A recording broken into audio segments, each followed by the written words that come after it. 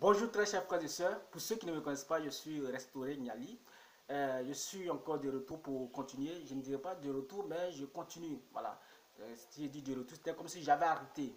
Je suis là encore pour poursuivre ce que j'avais déjà commencé. Vous savez, je vous ai toujours dit que je ne suis pas un pasteur, je ne suis pas un prédicateur. Je suis tout simplement un fils de Dieu qui s'identifie dans Romains 8, verset 19. Et c'est par rapport à cela que j'interviens. La nature attend avec attend désir la manifestation des fils de Dieu. Et je suis dans ce groupe de fils de Dieu là. Et en tant que fils de Dieu, je me dois de me prononcer souvent sur certaines interventions de pasteurs, de d'autres fils de Dieu comme moi, parce que nous sommes tous des êtres humains. Nous pouvons nous tromper, nous pouvons faire d'erreurs de langage pendant que nous nous exprimons. Et donc, en tant que fils de Dieu, je peux souvent me prononcer sur certains points. Ainsi, j'interviens souvent sur, je pose souvent des critiques sur des messages catholiques, évangéliques, musulmans. Musulmans, pourquoi? Parce que certains musulmans utilisent la Bible pour essayer d'attaquer les chrétiens. Sinon, je ne lis pas le Coran, donc les musulmans, leur côté là, ça me dit pratiquement rien. Bien, et quand je dis que je touche à des points, j'attaque ce genre de prédicateurs-là, catholiques, évangéliques, etc. C'est pas parce que je suis tout simplement un contrôleur, quelqu'un qui est là pour contrôler. Non, j'ai toujours dit que je ne m'attaque pas aux doctrines des églises. Voilà, une église, s'ils ont décidé de ne pas porter de chaussures pour aller à l'église, ils savent pourquoi. Voilà, tout ça, ça ne me dit rien. Une église, s'ils disent que la femme ne doit pas porter foulard, ça ne me dit rien. Une église, si on dit que la femme doit porter foulard, ça ne me dit rien. Voilà. Mais c'est lorsque un prédicateur vient maintenant sur les réseaux sociaux pour se servir de la Bible pour justifier ces points-là. Lorsque moi je l'écoute et que je vois que sa justification, sa prédication n'est pas cohérente et ce n'est pas en accord avec les versets qu'il a choisis, alors je me sens obligé d'intervenir. Voilà pourquoi souvent vous me voyez intervenir et toucher, réagir par rapport à des prédications catholiques, par rapport à des prédications évangéliques, par rapport à des prédications branhamistes. Donc aujourd'hui, je commence comme ça. D'abord, ici, je vais parler du comportement d'un certain nombre de pasteurs ici en Côte d'Ivoire. Ce sont des pasteurs évangéliques. Ces pasteurs évangéliques, nous savons que le Christ, celui que nous adorons, il est miraculeux. C'est vrai, il fait des miracles. Mais nous constatons qu'il y a des féticheurs qui sont devenus pasteurs aujourd'hui. Des féticheurs qui vont acheter le don de voyance, de clairvoyance, pour pouvoir escroquer le peuple. Il y a comme ça dans une église où un pasteur disait comment est-ce que lui il a eu son don de vision. Il dit qu'il y a un grand pasteur au Ghana qui les a formés durant leur formation pour qu'ils puissent voir clair. Lors de la formation, ça veut dire qu'ils ont pris 2 semaines pour qu'ils passaient dehors la nuit, pendant 2 semaines, les gars, il se promènent la nuit et que pendant qu'ils se promènent, ils voyaient vraiment des choses pas terribles. Voilà. Donc, c'était une sorte d'initiation. Une sorte d'initiation. Voilà. Et ils se font appeler pasteurs. Quand ils quittent là-bas, ils donnent des visions. Mais quand ils viennent, puisque ce n'est pas, ils n'ont pas reçu cela gratuitement, ils ont payé. Et souvent, c'est à prix des sacrifices humains. Donc, quand ils viennent pour escroquer, ils ne viennent pas pour badiner avec le monde. Ils ne viennent pas pour badiner avec les chrétiens. Ils viennent pour les escroquer véritablement. Vous verrez que ces pasteurs-là n'ont même pas pitié même de pouvoir exiger de l'argent pour ne serait-ce qu'une prière. Et le peuple de Dieu, étant dans l'ignorance, se laisse aller comme ça. Et la Bible dit que mon peuple périt par manque de connaissance. S'il lui manque la connaissance, il ne se peut pas payer. Vous verrez que ces gens-là, ces pasteurs, quand ils arrivent, ils ont le don de voyage, le don de vision, ils peuvent savoir votre passé. Et quand ils vont vous parler de votre passé immédiatement, vous serez tellement émerveillé que vous allez penser que ce pouvoir-là leur vient de Dieu. Vous allez vous abandonner à tout ce qu'ils vous demanderont, à ceux qui vont vous demander. Fais tel don, fais tel don, fais tel don. Ils vont faire des prophéties. Tu vas devenir tant, tu vas devenir ceci, tu vas devenir cela. Il y a des gens à qui ils ont dit qu'ils allaient devenir des directeurs de société et qui sont morts très pauvres, ils ne sont pas devenus directeurs de société, ils sont morts, très pauvres. Il y a des gens à qui ils ont dit qu'ils allaient devenir des grands professeurs, ils ne le sont pas devenus et ils sont décédés. Il y a des gens à qui ils ont dit qu'ils allaient avoir plusieurs immeubles à Abidjan. Ils n'ont pas eu ces immeubles et ils sont morts. Mais comment est-ce que ces faux prophètes procèdent? Ils arrivent à savoir, à lire dans ton passé. Une fois qu'ils t'ont expliqué ton passé, immédiatement ils ont gagné ta confiance. Et quand vous allez dans ce genre d'église, c'est à qui ce genre de pasteurs ils font ce genre de révélations? C'est quand ils savent que les jours qui viennent, tu vas avoir de l'argent. Quand ils savent que tu vas avoir par exemple 200 000, 300 000, tu vas avoir peut-être 1 million, immédiatement, ils vont lors d'un culte comme ça, lors d'une prière, ils vont te faire lever, puisqu'ils savent que tu vas avoir de l'argent dans les jours qui viennent, ils vont te parler d'abord de ton passé. Et en même temps, puisque tu es convaincu de ton passé, ils vont maintenant te parler d'un futur imaginaire qui ne va jamais se réaliser. Mais un futur vraiment qui va te plaire. Et immédiatement, le jour où tu vas avoir maintenant l'argent qu'ils avaient vu d'abord, le jour où tu vas avoir cet argent-là, ça veut dire que quand ils vont te demander de faire telle offrande, tu ne vas pas hésiter, puisque on t'a déjà promis quelque chose. Voilà comment ces escrocs-là, ils procèdent. Mais à ces personnes-là, au lieu de chercher, au lieu de chercher à escroquer les gens, à escroquer vos semblables, mais si vous avez ce pouvoir-là, mais il y a plusieurs manières dont vous pouviez l'utiliser, ce pouvoir. Par exemple, je prends par exemple le cas des paris sportifs, puisque tout le monde a accès aussi des paris sportifs. Si vous avez la possibilité de constater, de voir le résultat des matchs qui ne s'est pas encore déroulé, mais allez-y dans ce domaine-là, vous allez vous faire de l'argent. Vous allez vous faire de l'argent, je vous en suis. Et je vous rassure. Je vous rassure que vous allez vous faire de l'argent. Il y a des matchs où le score exact, on dit score exact. Il y a des matchs dont les scores, il y a des scores exacts qui ont des codes 500. C'est-à-dire, il y a des matchs où souvent le Toka gagne le favori. L'Outsider gagne le favori. Et par une différence de but quand même assez considérable. Si je prends par exemple un cas, on dit par exemple le Mali joue contre l'Allemagne. Vous verrez que la cote pour que le Mali puisse gagner l'Allemagne sera élevée. Et maintenant, si vous avez vu dans le match que le Mali doit gagner par exemple l'Allemagne 4-0, avant le match, la cote 4-0 là, vous allez voir que ça aura une cote. Et cette cote sera plus grande que 500. Donc vous choisissez au moins deux ou trois matchs comme ça. Immédiatement vous mettez 1000 francs. Avec 500 fois 500 fois 500. Ça vous fait des milliards avec 1000 francs seulement. Ça c'est mieux que d'escroquer des gens.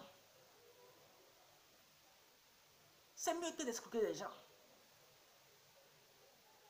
Escroquer, c'est-à-dire que celui qui escroque là, sa faute là, est plus grande que celui qui trompe.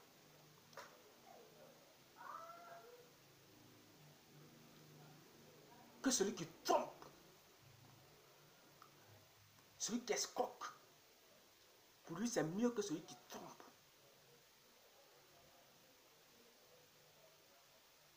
Voyez-vous Israël, Jacob, il a trompé son père pour voler le droit d'aînesse de son grand frère.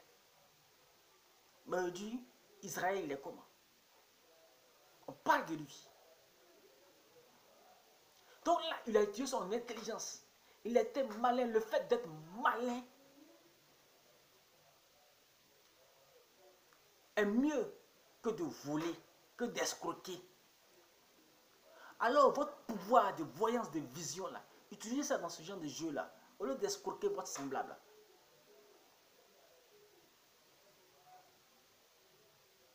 Donc, j'ai voulu commencer par cette bande de voleurs qui sont entrés dans le christianisme et qui se font appeler prophètes. Parlant toujours du christianisme, je vais parler de ce groupe de personnes. Je ne sais pas si ce sont des musulmans, mais ils se présentent comme des musulmans. Parce que nous, depuis que nous sommes nés, on sait comment les musulmans ils vivent.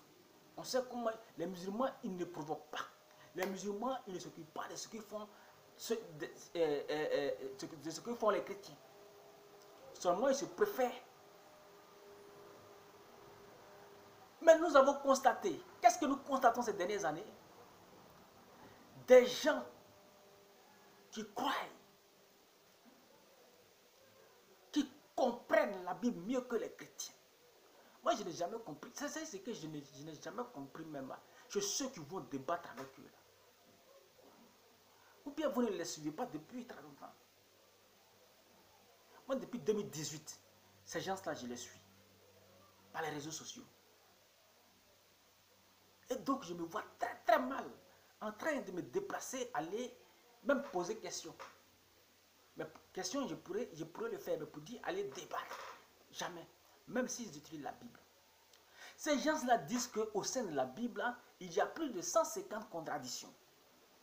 Ils disent que la Bible, ce n'est pas un livre qui peut sauver. Parce qu'il y a plus de 150 contradictions.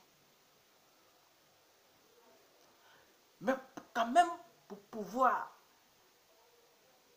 faire les débats, c'est la Bible qu'ils utilisent. Ils n'utilisent pas seulement la Torah. Ils n'utilisent pas seulement les 5 livres. La Torah. Mais viens jusqu'aux évangiles. Pourtant, ils disent qu'il y a 150 contradictions. Voilà comment vous devez les comprendre.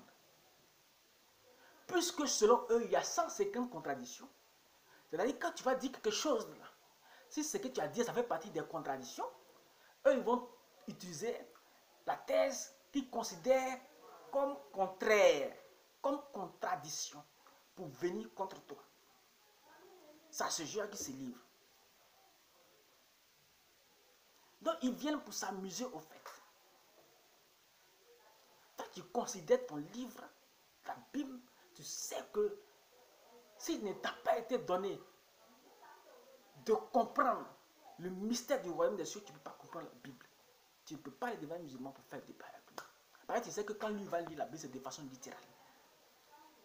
Tu vas faire débat avec le musulman, pourquoi? Parce que c'est un Thierry. C'est un chrétien du message de William Branham. Je ne sais pas. Qu'est-ce que ce monsieur a cherché chaque fois derrière ces musulmans-là? Qu'est-ce qu'il cherche à prouver? Tu vois, les gens, tu militent toujours. Parce qu'ils sont littéraires. La dernière fois, Thierry est parti croiser ces musulmans-là. Pour qu'ils puissent, dans l'intention de démontrer que le Seigneur Jésus-Christ n'a jamais été musulman. Puisque c'est ce que ces gens-là disent. Ils disent que Jésus a été musulman. Donc il est allé dans l'intention de démontrer le contraire, de prouver le contraire. Mais quelle n'a pas été, moi, ma surprise, lorsque le fameux Ismaël Akka, qui se dit connaisseur, un véritable cuistre, se dit connaisseur.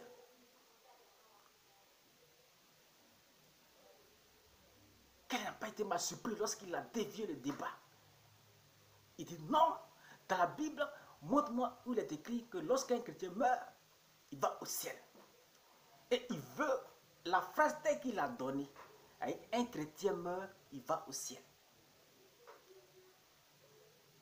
C'est-à-dire, selon Ismaël Akka, si on dit que la capitale économique de la Côte d'Ivoire est une belle ville, pour Ismaël Akka, cette phrase est différente de Abidjan est une belle ville.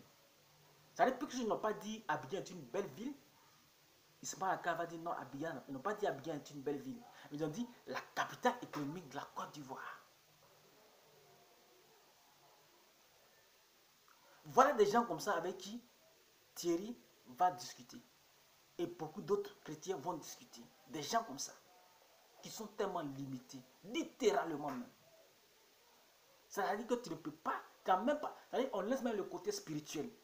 Tu n'as même pas le droit de trouver le synonyme d'une phrase, de donner l'explication d'une phrase, l'explication littérale même d'abord, avant même d'arriver même dans le spirituel.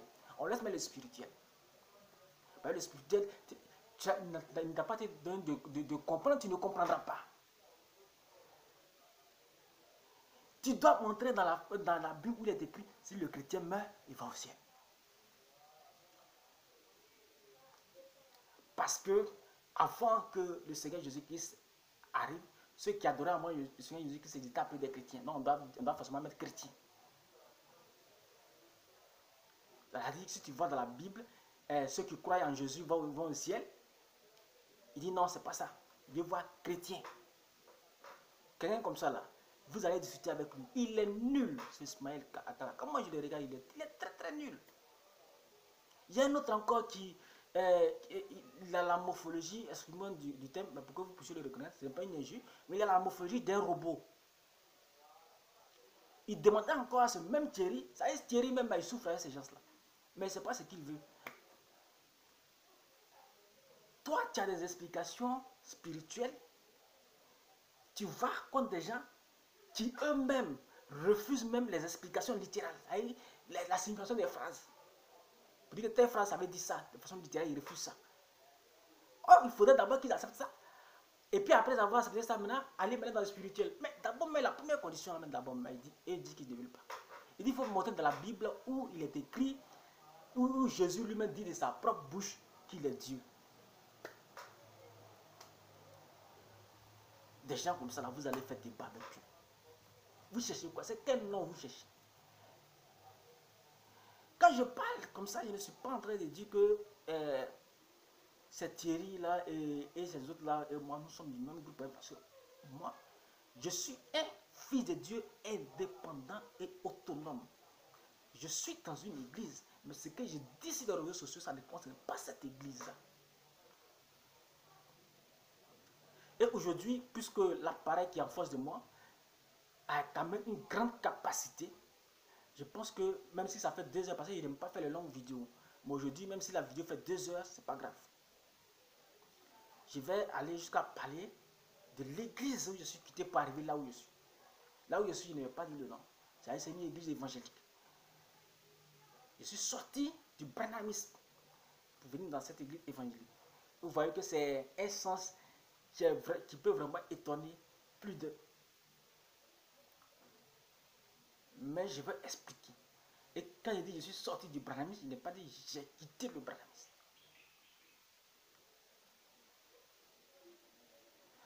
Donc, vous voyez, ce Thierry-là, il se fatigue. Il se fatigue. Ces musulmans-là, même, je me demande même, c'est ce qu'ils font là même. C'est selon la volonté de Mohammed. C'est Mahomet, bien Mohammed. Avant c'était Mahomet, maintenant c'est Mohammed. Ou bien c'est selon la volonté de Allah. Aucun caractère spirituel dans les façons de faire. Ils sont zélés pour rien.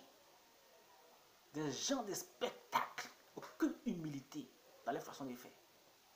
Ils veulent montrer aux gens qu'ils ont la connaissance qu'ils ont appris. Et puis c'est bizarre avec des hypocrites parce que vous avez appris des choses auxquelles vous ne croyez pas. Parce que vous dites que ce sont des contre. Ce livre se contredit, mais vous l'avez bossé par cœur.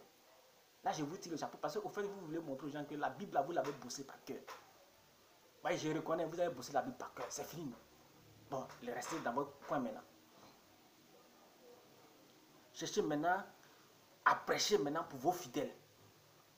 Vous allez montrer aux gens que vous avez bossé la Bible par cœur. Il n'y a pas de problème, vous avez bossé la Bible. Mais quand vous venez utiliser la Bible que vous considérez comme un livre confus pour faire un débat, vous êtes des hypocrites. Je ne vais même pas passer tout mon temps sur vous-même. Tellement vous êtes nuls. Et c'est pour cela que j'étais un peu d'accord avec le débat sur la divinité. Parce que le débat sur la divinité de Jésus, c'est ça qu'eux ils croient qu'ils maîtrisent. Mais pour comprendre la divinité de Jésus, d'abord, il y a une compréhension spirituelle. Mais avant la compréhension spirituelle, d'abord, mais la compréhension littérale, mais vous la refusez.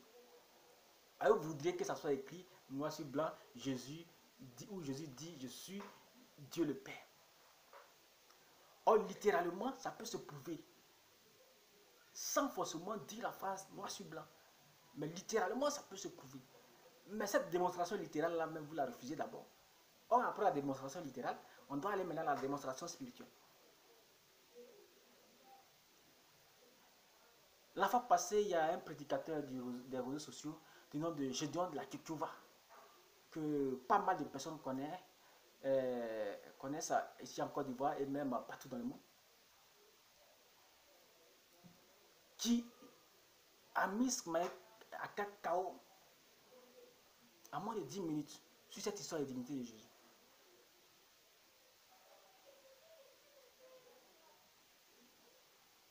Le Seigneur Jésus-Christ était avant Abraham.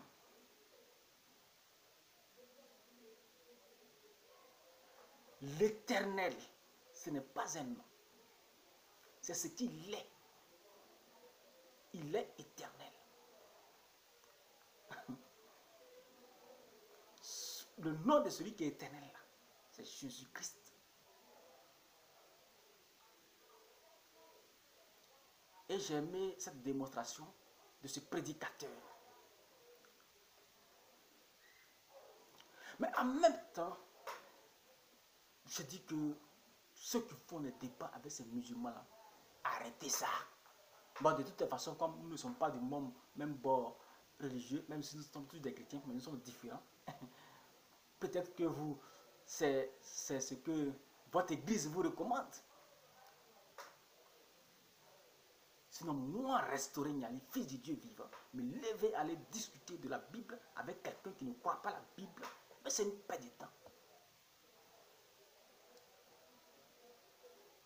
Tout à l'heure, je parlais d'un certain Gédéon de la Tchouva. Vous savez, ce monsieur,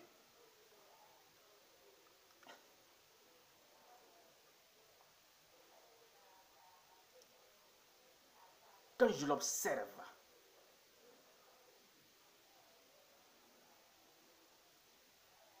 il n'a rien d'un prédicateur.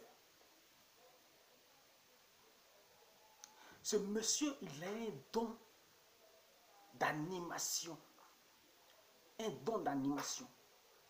Parce qu'il est éloquent. S'il avait fait du journalisme, il a été un bon animateur. Avec un peu de sens d'humour. C'est ce qu'il est.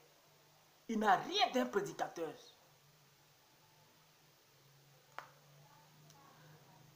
Quand même on entend parler, quand même on entend prêcher, quand même on entend faire ces débats, on voit tout de suite que c'est quelqu'un qui, dès son bas âge, était très impoli.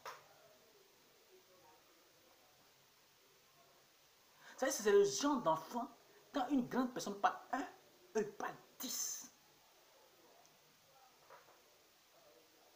Et pour se donner de l'importance, ce monsieur-là, il attaque ici, il attaque ici, il attaque ici, il attaque ici. Et quand les gens viennent riposter, il dit que les gens ripostent contre lui seul, c'est parce qu'il est important. Si moi, Charles Dobenyali, je sors de la maison ici, j'attaque mon voisin verbalement, mon voisin d'en face verbalement, j'attaque celui de derrière verbalement, j'attaque celui de la droite verbalement, j'attaque celui de la gauche verbalement. Je ne serai pas étonné lorsque chacun d'eux, les jours suivants, vont me répondre. C'est parce que je les ai attaqués, c'est pas parce que je suis précieux, je suis important. Monsieur, je donne la Tchouva, c'est ça votre cas. Vous avez attaqué tout le monde. C'est normal que chacun puisse te répondre. Tu as attaqué tout le monde, c'est normal que chacun puisse te répondre. Tu n'es pas un prédicateur. Tu n'es pas un prédicateur. 2005, je crois, je te suis depuis le jardin public, je crois 2005, 2005, avant 2005, 2004, comme ça. Au moment où nous aussi on entrait dans le brahmanisme. Tu fais partie des brahmanistes qui dès qu'ils sont entrés dans le brahmanisme et qu'ils ont commencé à écouter les pasteurs brahmanistes, ils ont commencé à lire les brochures, ils se sont sentis supérieurs aux évangéliques et aux catholiques. Et quand quelqu'un se sent supérieur, c'est-à-dire quand quelqu'un se rend compte qu'il a une force qui est au-dessus de celle que possèdent les autres, il veut mettre en exergue cette force-là. Et dans le brahmanisme, quand nous sommes entrés, on était tenté de faire ce genre de choses. Il fait débat avec les catholiques, avec les évangéliques, pour leur montrer que ce sont des enfants. Et gare, à ce moment-là, gare au pasteur évangélique Charles Sazali. Mais parmi ces pasteurs brahmistes, il y avait de vrais pasteurs qui donnaient de vrais conseils à leurs fidèles. Comme le pasteur de l'église où moi j'allais. Comme je l'ai dit, je vais vous dire aujourd'hui de quelle église j'étais et pourquoi j'ai quitté l'église. Mais pourquoi je suis sorti de l'église? Voilà, je n'ai pas quitté, pourquoi je suis sorti? Ce pasteur, il était vraiment conduit par l'Esprit de Dieu. Là, moi, je peux le dire. Parce que, voilà ce qu'il nous disait. Frères, nous vous avons rassemblés ici. Nous savons que, avec ce que vous savez désormais, vous n'êtes plus que des docteurs de la parole. Vous êtes des docteurs de la parole. Vous êtes des docteurs de l'évangile.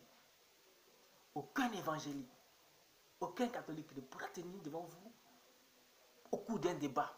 Mais nous vous recommandons de vivre ce que vous avez appris au lieu d'aller faire des débats inutiles. Donc dans les villes où j'allais, on ne faisait pas les débats comme les gédons de la Kikuva. Mais du côté de lui, son père spirituel, Zobel Agodjo n'avait pas cette qualité-là de donner ce genre de conseil à ses fidèles. Voilà pourquoi ils ont créé ce mouvement de révolution chrétienne. Ce sont des enfants. Dans le brahmanisme, c'était des enfants. Mais ils ne sont pas tombés sur des pasteurs humbles.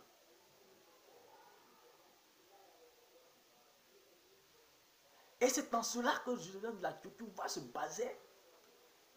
C'est passer tout son temps à répéter ce qu'il avait lu des brochures. Et c'est taper la poitrine. Mais à part ce que nous prêchons, il n'y a pas de vérité ailleurs. Mais quand tu as fini de dire ça, et que tu rejettes ce que tu considérais comme la vérité indubitable,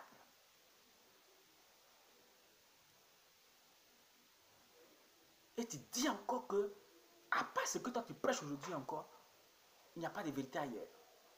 C'est-à-dire que la première fois, tu avais menti. Encore, qu'est-ce qui prouve que tu n'es pas en train de mentir?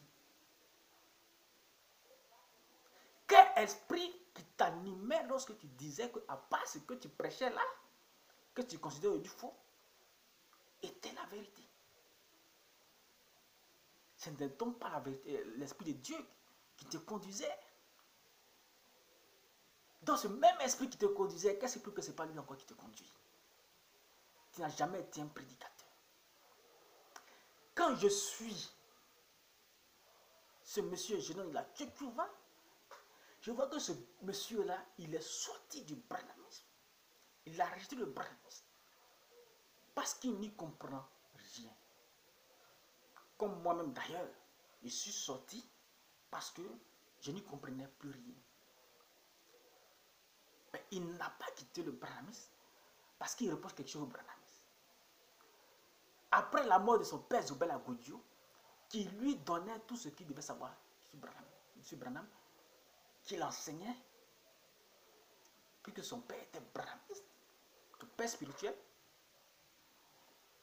Gédéon de la Tchétchova a vu que seul, il ne peut pas tenir. Parce que il y avait en face de lui des brahmistes aussi qui étaient avec eux, qui sont sortis. Donc, s'il y a débat entre eux, c'est-à-dire débat sur la Bible, débat sur brochure. Or, brochure là, il est perdu. Puisque Zobel Godio n'est plus là. Donc, qu'est-ce qu'il faut faire? Il va tout ramener seulement à la Bible. Or, il a su la vérité selon laquelle la Bible était scellée. Et qu'il faut des messagers pour déceler chaque fois. Et il a reconnu William Branham comme celui qui devait déceler la Bible en sortant. Mais comme il ne pouvait plus, il n'y avait plus quelqu'un pour l'éclairer. Il n'y avait plus quelqu'un pour l'éclairer, pour l'enflammer. Il a décidé tout simplement de mettre croix sur ses brochures. Voilà ce qui a donné Gédéon de la Tchétchova. Et dans toutes ses prédications, c'est ce qu'il a reçu des brochures qu'il répète. Lorsqu'il décide de ne pas répéter ce que les brochures lui ont dit, ce sont les doctrines du genre, on doit coucher avec la femme d'abord avant de faire la dot. Et vous verrez que lorsque ce monsieur-là introduit ce genre de doctrine, c'est par rapport à son comportement. Dernièrement, il faisait une prêche. Et ils ont lu un passage où Jésus a traité les gens de race de vipères. Donc il pose la question à ses fidèles. Jésus a fait quoi là? Les gens disent, il y a certains qui disent, Jésus a révélé la nature. Jésus a fait quoi là? Les gens donnent des réponses, mais ce n'est pas la réponse qu'il attendait. Parce qu'il voulait que les gens disent que Jésus les a insultés.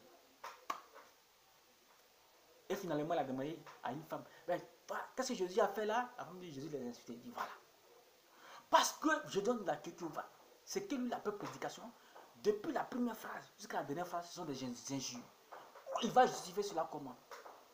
Il faudrait qu'il fasse croire aux gens que Jésus m'a injurié. Quand on dit race de vipère là, c'est une injure. Et bien qu'on dit hypocrite. Hypocrite, voilà. C'est hypocrite qui avait été dit. Hypocrite, c'est une injure. C'est la nature.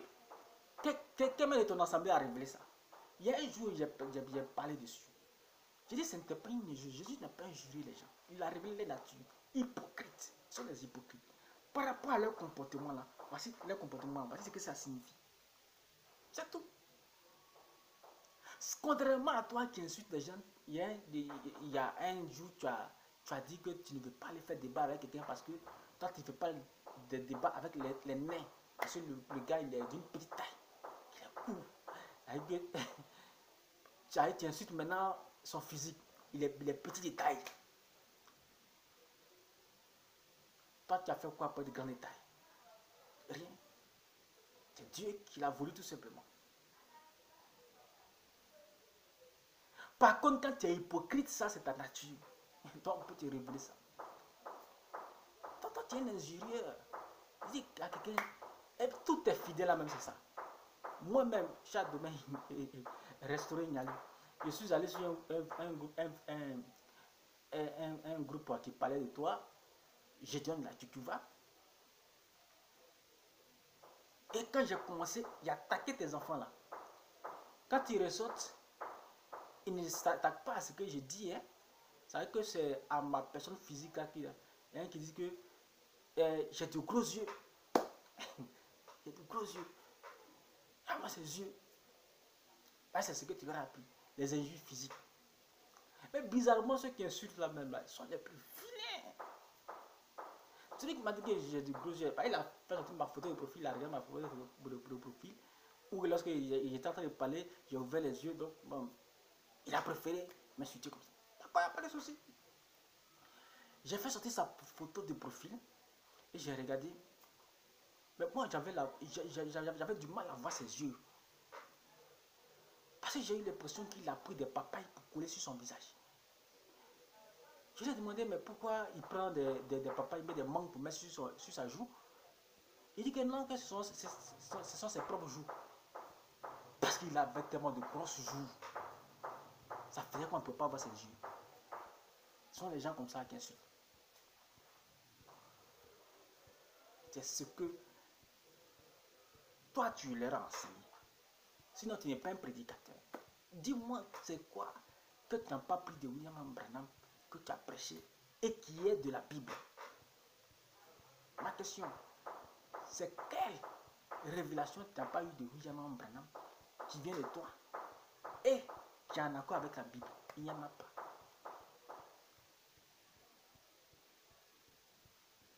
Coucher avec la femme avant de payer sa dot. Cette doctrine-là qu'il a inventée, pourquoi?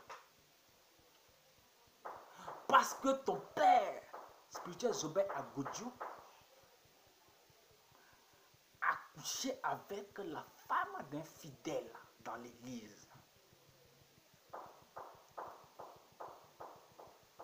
Donc normalement, vous êtes pris au piège par la recommandation qui voudrait qu'on épouse d'abord une femme avant d'avoir des rapports avec elle. C'est en cela que cette doctrine-là est inventée. Et quand vous inventez les doctrines, quand vous visitez la Bible, c'est par rapport à vous, votre comportement. Votre comportement sale. Ceci dit, je n'ai pas, c'est-à-dire que le fait d'avoir des rapports avant la dot, tout ça là, je ne suis pas contre, comme je l'ai dit au départ. Il y a des choses contre lesquelles sur lesquelles je suis contre. Mais c'est quand on veut utiliser la Bible pour forcément justifier ça, ça qui est le problème.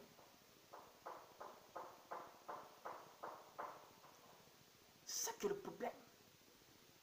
Et des gens demandent que moi, je pas faire un débat avec Gideon Lakitou. Je vais vous dire la véritable raison. Je vais vous donner plusieurs raisons pour dire que on ne va pas faire un combat avec le diable sur le terrain du diable.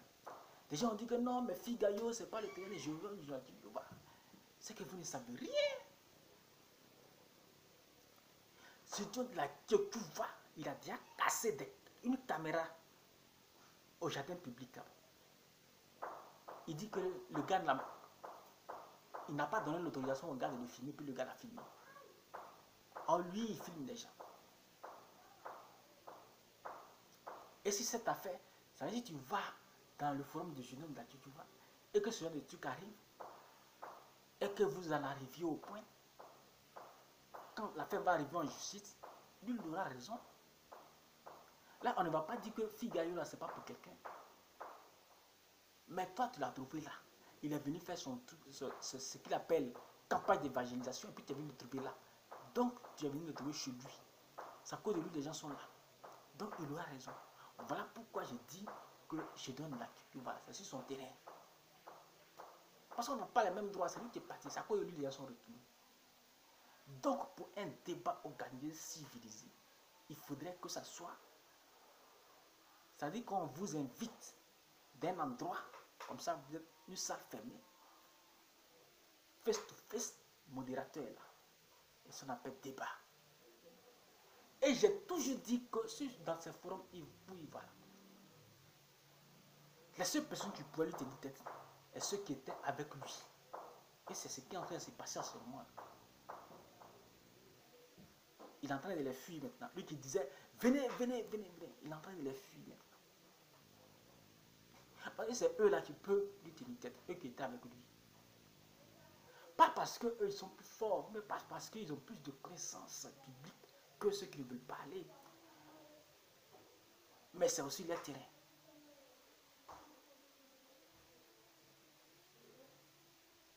Récemment, ils ont fait sortir quelqu'un qui allait lui poser une question. Et je dis, la Kyokuva qui est contre le fait qu'on coupe les vidéos pour présenter seulement des parties. Bizarrement, la partie de la vidéo que les gens ont on fait sillonner un peu partout. C'est la partie où le gars demande, qu'est-ce que tu crains? Le gars demande, qu'est-ce que toi, je dis, tu crains?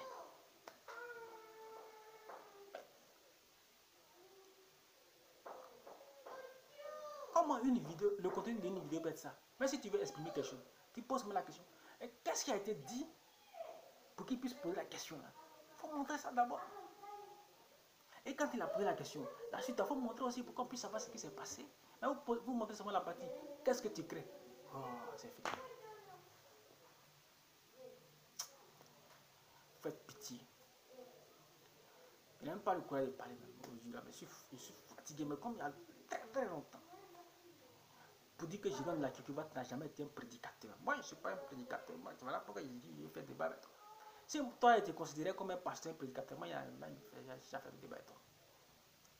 Bien, je vais continuer pour parler du truc de Branamis dont j'ai parlé. Donc, comme je l'ai dit, l'église où j'étais, on nous parlait vraiment la parole. Mais, qu'est-ce qui s'est passé? On nous parlait vraiment la parole. Donc, ce pasteur-là, il nous disait, frère, si vous êtes venu ici, c'est pour vivre la parole. Ce n'est pas pour aller faire des débats inutiles avec des gens. C'est pour vivre la parole. Mais vous savez, pour entrer dans le brahmisme, c'est quelqu'un qui t'envoie. Et des gens, peut-être une personne, deux personnes, trois personnes, tu parles la parole, tu prêches la parole. Quand tu es convaincu de ce qui t'a prêché, tu viens. Mais ce qui t'a prêché là,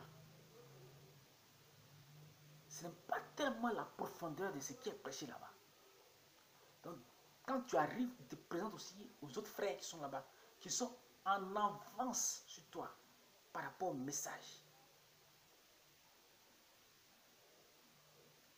Et étant là-bas, que ce soit ceux qui t'ont invité, ceux qui t'ont invité là-bas, ou même ceux que tu as trouvé là-bas, chaque frère qui t'a devancé, chaque fois qu'il est avec toi, t'envoie la parole, t'envoie la parole, t'envoie la parole.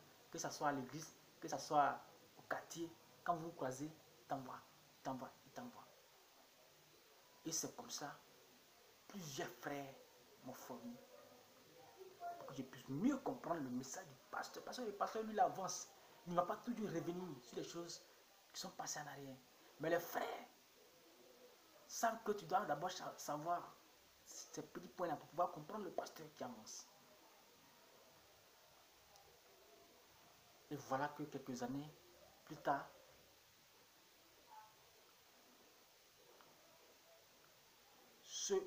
parce que ceux qui m'ont enseigné, les frères qui m'ont enseigné, il y a des catégories, il y a deux groupes. Il y a ceux qui m'ont invité et il y a ceux qui ont trouvé là-bas, qui m'ont fait du bien avec la parole. Quelques années plus tard, il y a un groupe qui décide de quitter cette église qui était aux deux plateaux. Je ne sais pas si l'église est toujours là-bas. Ils décident de quitter pour aller désormais adorer à Yopougon. Et donc un jour je croise un d'entre eux qui me dit qu'eux préfèrent adorer maintenant à Yopougon parce qu'ils ne croient plus totalement à ce qui est prêché aux deux plateaux. Et là, ça a été un coup dur pour moi. Parce que ceux qui ont quitté faisaient partie de ceux qui m'enflammaient par la parole. Donc, qu'est-ce qu'ils ont vu pour dire que ce qui est prêché aux deux plateaux n'est pas trop ça? Ils sont partis. Et pendant ce temps, il y a une autre partie qui est restée là-bas, qui considère que ce qui est prêché aux deux plateaux, c'est la vérité. À partir de ce moment, le Fils du Dieu vivant que je suis, fille de Romains 8, verset 19, il décide de me retirer et d'observer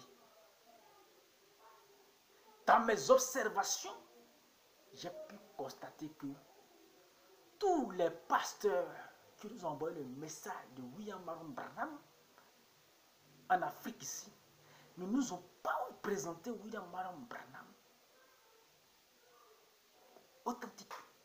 C'est pas le William Marion Branham authentique que les Américains connaissent, que eux nous ont présenté. Ils ont triché un peu. Peut-être parce qu'ils étaient à la recherche de véritables adorateurs. Parce qu'il y a certains points qui allaient vraiment être la base des questions, sous des questionnements de ces adorateurs qui nous ont suivis. Donc il y a des choses qu'ils ont cachées. Peut-être parce qu'ils ne le savaient pas. Ou bien peut-être qu'ils ont caché ça expressément. Mais quand je suis sorti, j'ai vu que le William Marion Branham des Américains, c'est pas lui que les pasteurs africains ont amené ici en Afrique. Je prends seulement un seul élément. Vous verrez que dans tous les temples des églises du message de William Marion Branham qui sont ici en Côte d'Ivoire, vous n'allez voir aucune statue de croix, ce qu'on appelle croix de Jésus là. Bon, comme j'ai fait le catholique, l'église catholique, et puis j'étais servant de messe là-bas. Là-bas, on appelle ça crucifix. Un crucifix. C'est ce qu'on appelle croix de Jésus. Dans aucune église ici en Côte d'Ivoire, vous n'allez voir ça. Et même, je suis sûr que dans aucune église en Afrique. Or, dans le Branham Tabernacle, il y a jusqu'à 3 crucifixes, et pas des moindres.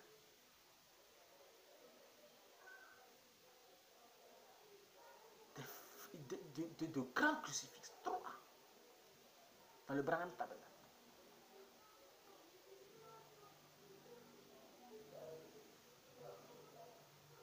Et nous, en Côte d'Ivoire, nous sommes rentrés. C'est-à-dire que quand on a un débat avec un catholique, immédiatement, c'est sur les statues, on va démonter, on prend la Bible. Sans savoir que nous menons le prophète William Branham, dans son église, le Branham Tabernacle, il y a jusqu'à 3 statues.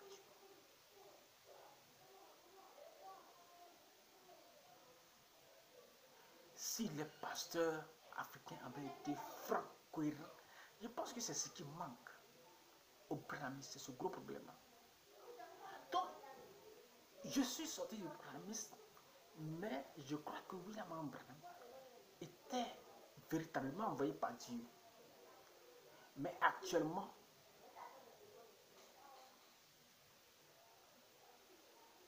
les Branhamistes sont dans la confusion. Ils sont dans la confusion. Parce que certaines personnes ne veulent pas reconnaître que William Branham a fait des erreurs. Mais s'il n'a pas fait d'erreurs, c'est qu'il devient le Seigneur Jésus-Christ. Et c'est ces gens-là qui ne veulent pas reconnaître qu'il a fait des erreurs, qui disent que William Branham était Dieu tout-puissant. Non, il était un envoyé de Dieu. William Branham n'était pas 100% homme, 100% Dieu, comme le Seigneur Jésus-Christ. Donc William Branham a pu se tromper. Et souvent, il rattrapait ses erreurs. Mais il y a des gens qui ne veulent pas admettre que William Branham aussi s'est trompé. C'est ça le véritable problème dans le brahmanisme. Donc, je me suis retiré de ce groupe. Sinon, je ne reproche rien à William Branham. Parce que, même de tous ceux qui vont dire des choses contre cet homme-là, il a posé ceci, il a posé cela, mais bibliquement, ils ne pourront pas le contredire. Je vais m'arrêter sur ces 50 minutes de prédication, de message. Voilà. Et comme je l'ai dit, je ne suis pas un prédicateur. Un jour, je reviendrai encore plus en profondeur sur le branhamisme. Bye bye.